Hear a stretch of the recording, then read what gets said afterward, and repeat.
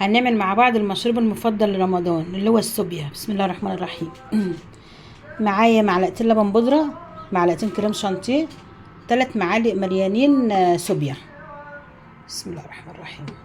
نحطهم في الخلاط.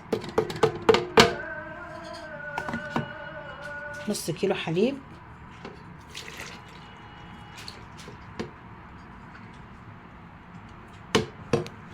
ونحط قد الحليب ميه.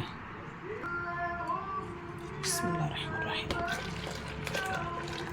طبعا سكر حسب الرغبه. هنضربهم في الخلاط.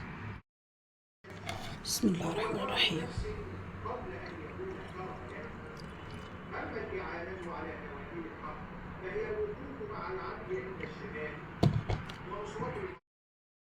احلى مشروب كريمي وجميل، اكنك بتشربي كريمه، بتشربي قشطه.